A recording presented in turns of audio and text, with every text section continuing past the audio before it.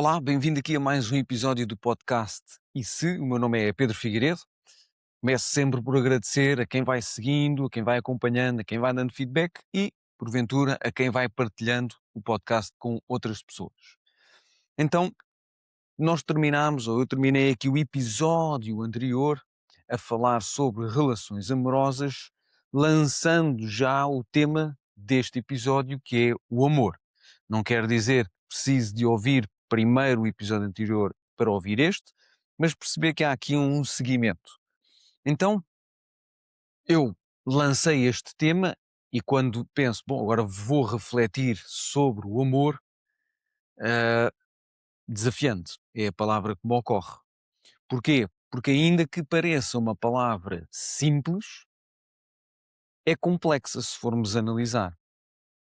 E a primeira coisa a dizer sobre isto é qual é a importância, primeiramente, de falarmos sobre amor. Tem a ver com o facto de nós usarmos a palavra amor ou dizer a alguém amo-te de uma forma ou de formas se calhar pouco coerentes, porque nós, e isto já foi abordado pelo menos no episódio mais antigo, que é de vez em quando nós utilizamos as palavras sem pensar realmente o que é que elas querem dizer. Primeiro, nunca temos quase a certeza do que é que isso quer dizer para as outras pessoas. Mas muitas vezes também nós nem temos a noção do que é que isso quer dizer para nós e por isso eu pego numa palavra e utilizo-a de forma igual em contextos tão diferentes e se calhar não faz muito sentido.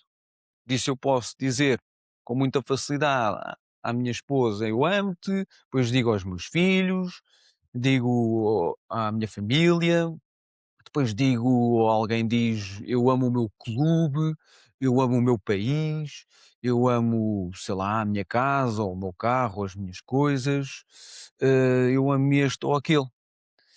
E são coisas completamente diferentes e depois se calhar numa ainda mais diferente alguém, ou em algum momento, por exemplo, crítico, que implique se calhar realmente mais pessoas, que isto toque, possam ser assuntos que tocam mais pessoas, nós vamos dizer assim, o amor é aquilo que acaba por, ou a força que acaba por nos unir.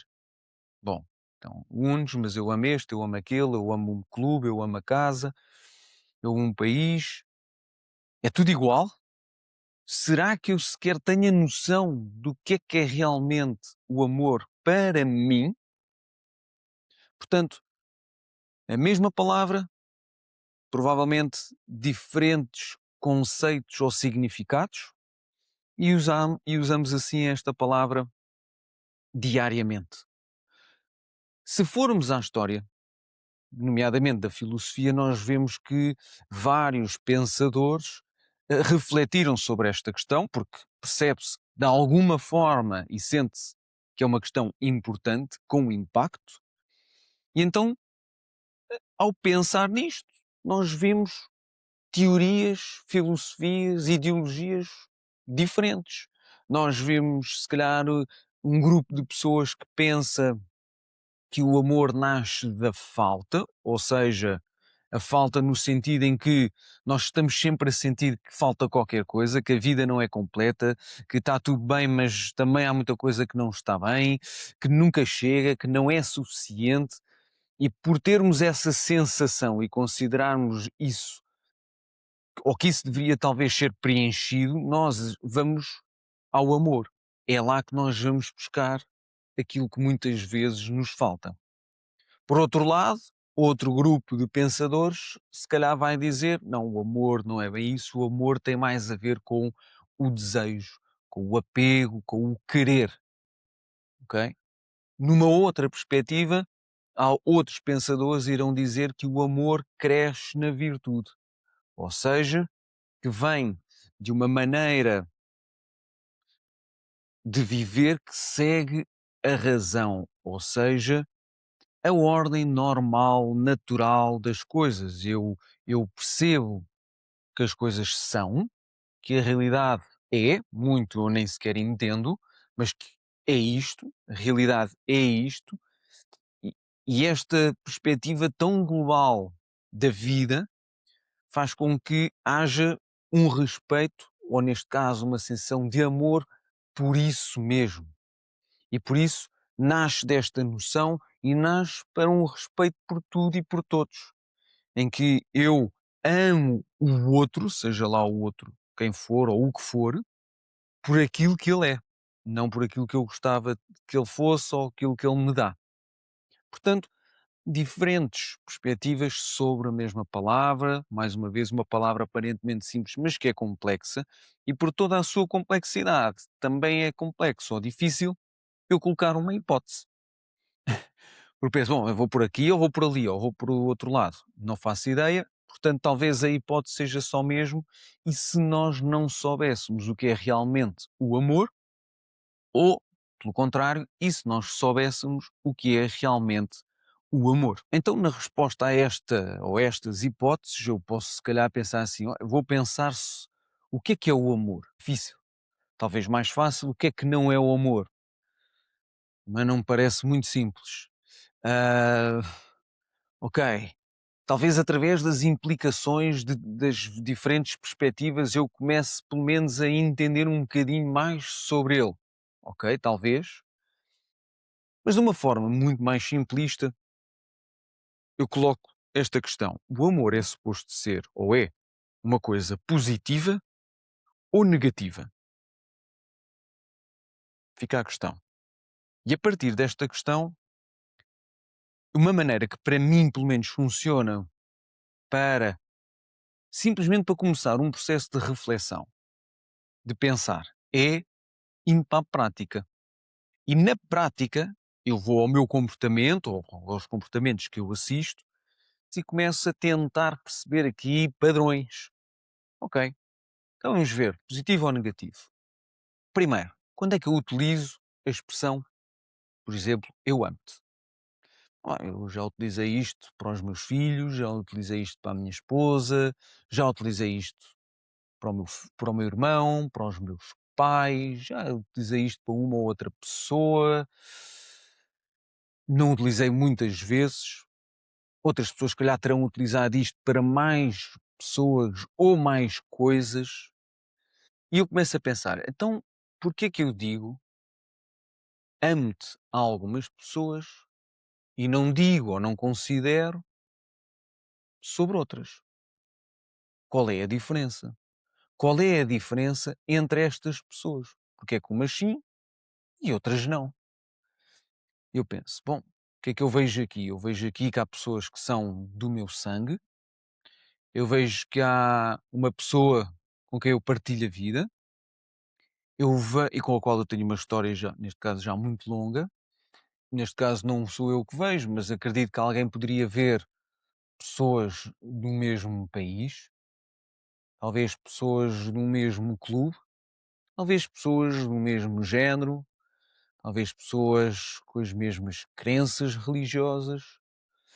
Ahm, E eu começo a perceber que, de facto, quando eu digo a alguém ou a algumas pessoas eu amo-te e não digo a outras, está subjacente, mais uma vez, vindo do episódio anterior, determinadas condições.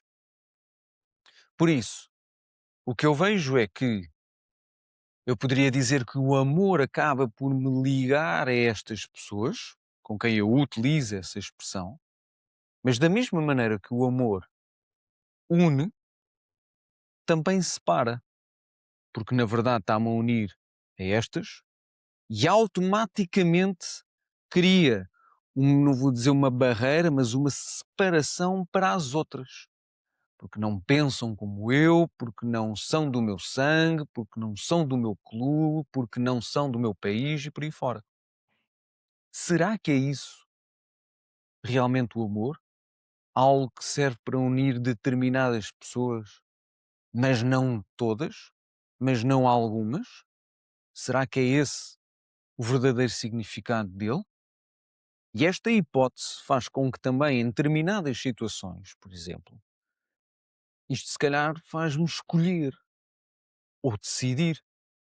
Se calhar, se eu souber do mal dos outros, que aconteceu algo de mal aos outros que eu não amo, isso tem implicações no que eu penso, tem implicações no que eu sinto, logo tem implicações no que eu faço.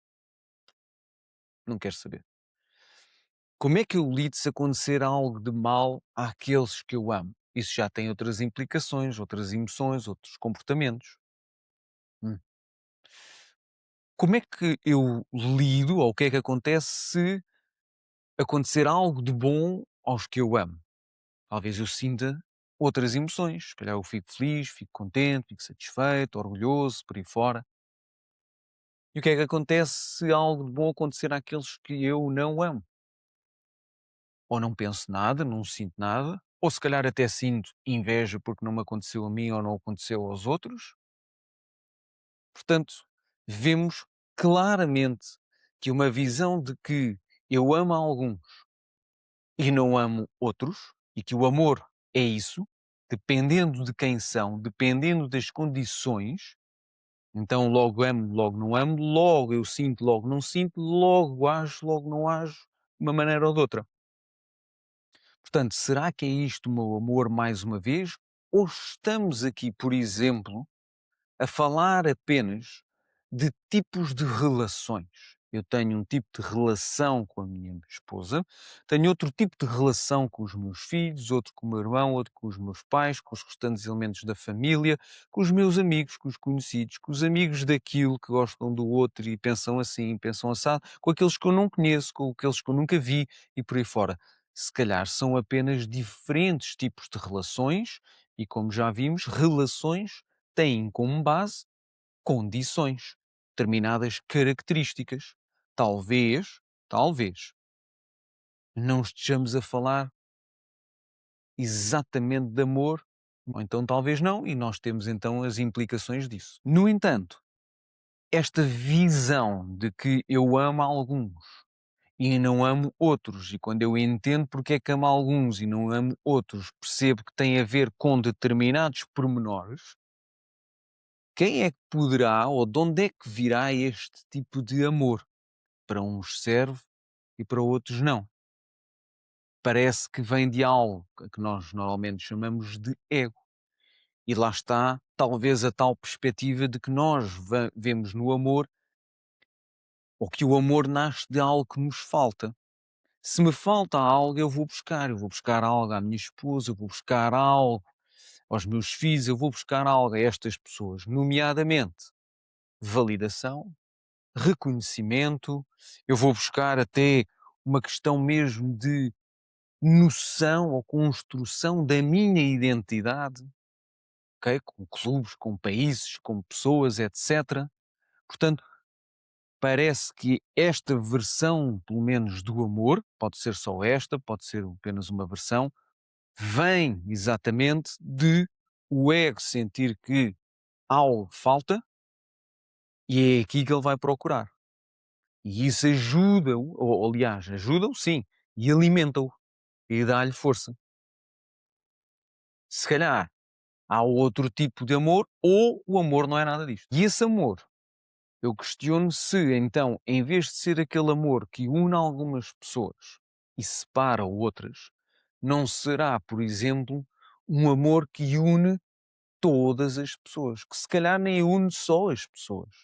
Se calhar une todas as espécies, ou se calhar une tudo aquilo que há no nosso planeta, ou se calhar une tudo aquilo que existe no universo.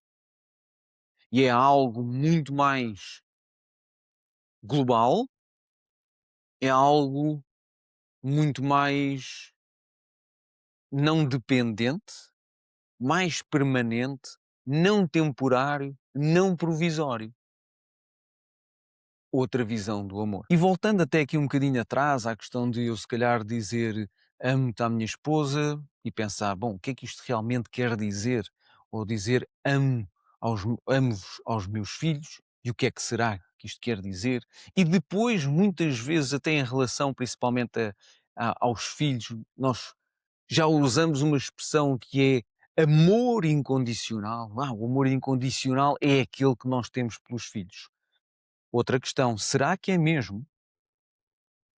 Parece-me logo que só isso já é a condição necessária, que é filho. Se não fosses meu filho, não te amava como és, eu amo-te incondicionalmente, mas a condição está lá, ser filho. Pelo menos essa. Para não dizer outras, muitas vezes nós só nos deparamos ao longo da vida. Ok? Portanto, se calhar nem sequer faz sentido falar de amor condicional ou incondicional. Se calhar só há um amor. Ou então, tínhamos que ter muito mais categorias de amor para dizer, este amor é isto. Agora estou a falar daquele amor assim, agora estou a falar deste amor assim. E tínhamos expressões específicas para cada tipo de amor, porque senão, talvez, ou não faça sentido, ou então talvez não seja nada disto. Até porque também, como já vimos, hoje eu digo amo-te à minha esposa, mas amanhã ela se calhar já não é esposa. E o que é que acontece? Eu deixei de a amar ou deixei de simplesmente ter aquele tipo de relação? Hoje um pai que tem um filho diz eu amo-te, amanhã esse pai abandona o filho. O amor desaparece? Ou foi por alguma razão e simplesmente uma mudança no tipo de relação, mas se calhar o amor não desapareceu? São tudo questões que eu considero que são mesmo muito importantes de refletir. Eu penso ou sinto muitas vezes que no meu dia a dia o meu ego quer se intrometer, porque eu tenho já para mim qual é a minha visão do amor e muitas vezes ele mete-se no caminho. E o objetivo aqui nem sequer é como, inclusive acho que há um livro que se chama assim, o ego é o inimigo. Não, o ego não é o inimigo. Nós vemos que, aliás, os amigos nem sempre nos dizem exatamente aquilo que nós queremos. Umas vezes dizem coisas boas, outras vezes dizem-nos coisas más, umas vezes apoiam-nos, outras vezes não é apoiam-nos, dizem vai lá, outras vezes dizem se calhar não, e vão dizendo aquilo que eles consideram que é verdade para eles, com a melhor das intenções. Aqui, para mim, muitas vezes o ego, que não é um inimigo, mas sim um conselheiro. É um conselheiro que muitas vezes quer dar opiniões sobre temas que ele não deveria dar opinião. Por exemplo, sobre o amor, eu não quero a tua opinião, porque a tua opinião e a maneira como tu vês o amor, que é alguns sim, outros não, eu só amo, talvez, aqueles onde eu sinto exatamente valorização, reconhecimento, onde eu vejo que dou, mas porque eu obtenho algo de volta, onde eu tenho exatamente esta noção de identidade por estas pessoas. A minha criação de identidade é feita pelas pessoas que eu considero que amo, que estão aqui à minha volta. É isso que cria a minha identidade. Como eu não considero isso assim, eu digo: olha, ego.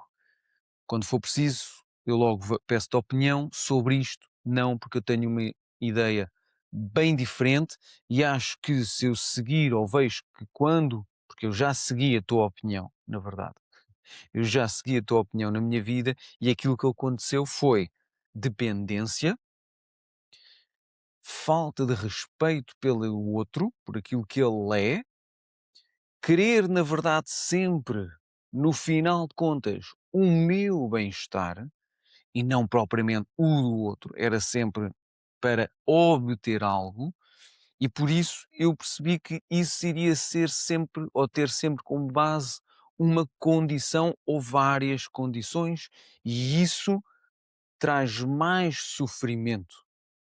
Logo, eu decidi não ter essa visão ou ter uma perspectiva diferente sobre o amor. Então, eu tenho esposa, eu tenho filhos, eu tenho amigos, eu tenho família, por aí fora. Eu tenho diferentes tipos de relação com essas pessoas e independentemente, se calhar, do que acontecer nessas relações e em relação a outras pessoas, a outros seres vivos, eu tenho um entendimento diferente, que é o amor permanece. O amor liga, não separa. E essa é a reflexão que eu faço para mim e deixo esta reflexão toda complexa, mas ao mesmo tempo, quando nós olhamos na prática, torna-se, eu acho, mais simples e o que interessa é, no final, termos mais noção realmente do que são as coisas para nós, porque aquilo que para nós é, ou seja, aquilo que para mim é o amor, aquilo que para mim são as relações, aquilo que para mim é a amizade e por aí fora, define quem eu sou. E a definição de quem eu sou faz com que eu aja de determinada maneira. E a maneira como eu ajo vai determinar os resultados que eu obtenho. O meu equilíbrio, a minha tranquilidade, o meu bem-estar, a minha saúde e por aí fora. Muitas vezes, por não refletir sobre as coisas, o que elas são para mim, eu aceito qualquer coisa que alguém me disse, que eu ouvi, com os meus pais, na escola, eu aceitei, eu levei isso para sempre, não entendo minimamente o porquê, nem entendo sequer de onde é que isso vem, eu só me vejo a agir de determinadas maneiras, muitas vezes, se calhar, a ter uma noção de falta de coerência, de, de equilíbrio e a ter resultados que não são aqueles que eu gostava de ter. Por isso, aqui também numa perspectiva quase de coaching, que é, a maioria das vezes, nós pensamos de uma forma muito superficial sobre as coisas. Indo um bocadinho mais profundo, já nos ajuda a ter mais noção, a ganhar um conhecimento diferente sobre as coisas, a aumentar a nossa consciência sobre as coisas, e isso já pode produzir alguns resultados diferentes. Mas eu diria que muitas vezes esses resultados são assim um bocadinho vai e vem. Uma reflexão realmente mais profunda, não ficar satisfeito com as primeiras respostas, aí eu acredito que começamos a mexer, linguagem assim um bocadinho de coach, a mexer nas raízes, a mexer naquilo que são os nossos valores, as nossas crenças, as nossas ideias, e só aí mesmo é que tudo o que está para cima, pensamentos, emoções, ações, é que mudam. Se isso não for feito, nós vamos estar sempre mais ou menos a lidar com os mesmos desafios, a sofrer, né, com as mesmas coisas, com o amor que não é correspondido, com aquilo que o outro disse, com aquilo que o outro fez, sem entender minimamente que o cerne está em que nós nunca pensamos para nós sobre o que é. Fica aqui a reflexão para hoje. Quem sabe, para expandirmos ainda mais esta reflexão sobre o amor, mas para já ficamos por aqui. Obrigada por acompanhar. Até um próximo episódio e até lá, cuide de si.